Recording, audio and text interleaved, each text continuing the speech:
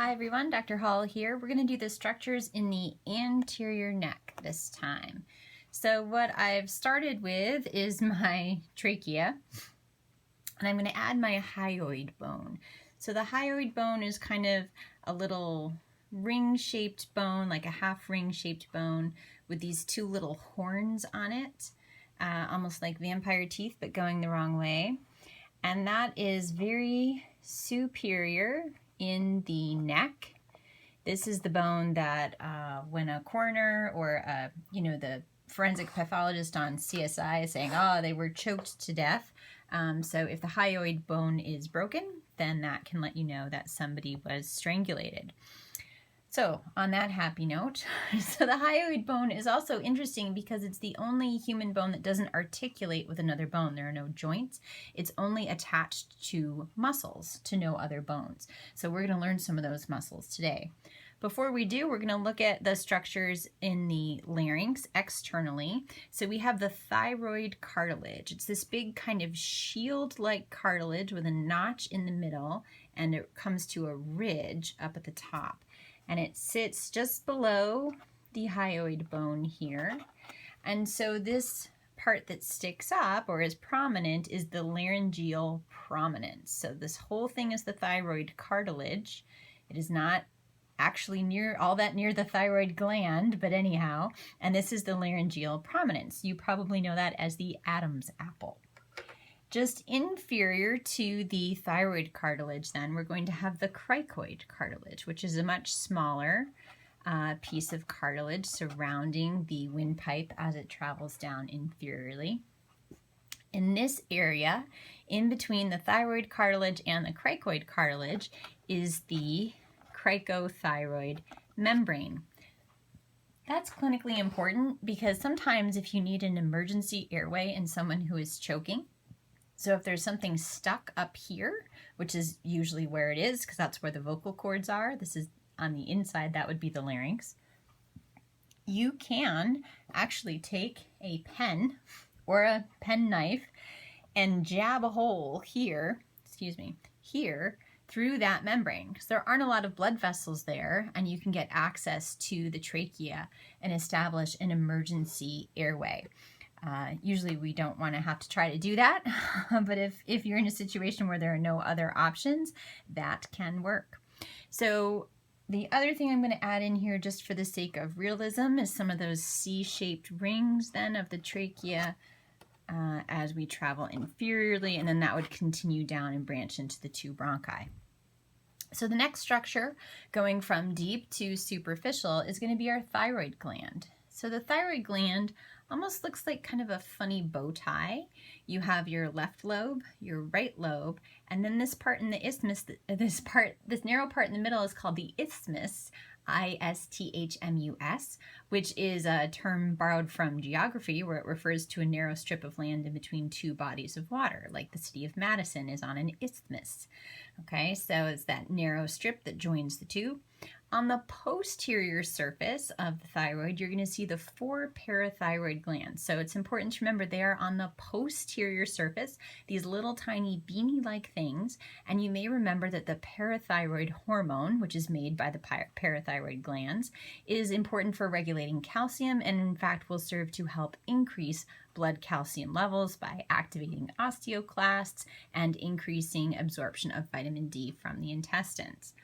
So the thyroid gland is going to sit just inferior to that cricoid cartilage. The next feature I'm going to add, because it's going to give us a useful frame of reference, is the sternum. So the sternum would be anterior to these structures. It's going to kind of sag because I don't have the structures underneath here. So there's the sternum, and here's the beginning of one clavicle, and here's the beginning of another clavicle. And of course, our parts of the sternum up here, it's the manubrium. We would have the jugular notch here. So now we're going to go ahead and start adding the strap muscles of the neck, and these are named for the structures to which they attach, starting with the inferior most structure and then going to the more superior structure. So the first muscle we're going to add is the Sternothyroid. So these are strap-like muscles, one on each side, that attach from the sternum to the thyroid cartilage, right? So not the thyroid gland. And the fiber direction is this way, right? Up and down. Then the other deep muscle that we're going to do today is the Thyrohyoid. So same thing. So named from the inferior to the superior structure, Thyrohyoid. Same thing with the fiber direction, longitudinal, up and down. So you can see that if these muscles contract, they're going to pull the thyroid cartilage up superiorly. If these muscles contract, they're going to pull it inferiorly. So if you take a moment and gently rest the fingers of your hand against your thyroid cartilage, your Adam's apple, a little bit off to the side, I'm going to ask you to go ahead and sing with me. So we're just going to make a lot of ridiculous noise, but I want you to feel what happens to your thyroid cartilage. So we're going to start at a mid-range pitch and then go low and then go high. Here we go.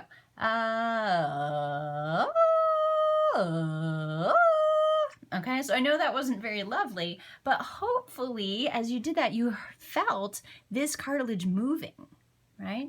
So we also, so if you put your hand in that place again and then take a sip of water and swallow, you will feel these moving in order to coordinate that whole swallowing reflex. Okay, so the last of the strap muscles is the Sternohyoid. So this one's got to go over top in order to go from this one all the way to that one. So the Sternohyoid here on each side. And same fiber direction here, longitudinal. So those are the structures of the anterior triangle or anterior cervical neck. Now let's review them. So most superficially, we have our Sternohyoid muscles, one on each side. Oh, I almost forgot my favorite muscle. Oh my goodness. So my favorite muscle, as almost anyone who's ever taken this course will tell you, are these two little strap muscles. And they have a kind of a very elegant look to them, which is why I like them so much. So right now I'm just rolling out some Play-Doh, fairly thin, almost like I'm making a blood vessel. And then I'll flatten it out in a moment. And these muscles are called the Homohyoid muscles, Homohyoid. So sorry I didn't have those prepared for us today. Okay. And there are two of them, one on each side. That's kind of the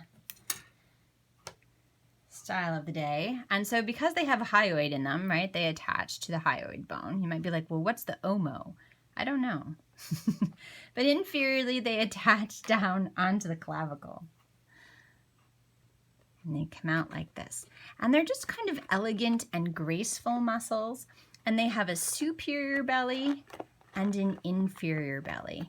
And they kind of make this little angle because they have a fascial sling, so a little sling made of connective tissue that acts kind of like a fulcrum that comes off of the clavicle. So, all right, now we're ready to review. So, Homohyoid muscle, my favorite, superior and inferior bellies on each side. Sternohyoid muscles, stay back. Sternothyroid muscles, because they go from the sternum to the thyroid cartilage. Thyrohyoid muscles, from the thyroid cartilage to the hyoid bone. Left and right lobes of the thyroid gland, isthmus of the thyroid gland. Parathyroid glands on the posterior surface. Hyoid bone, thyroid cartilage, laryngeal prominence, cricoid cartilage, cricothyroid ligament or membrane, and then the trachea with its C-rings and the sternum. So that's it for anterior triangle.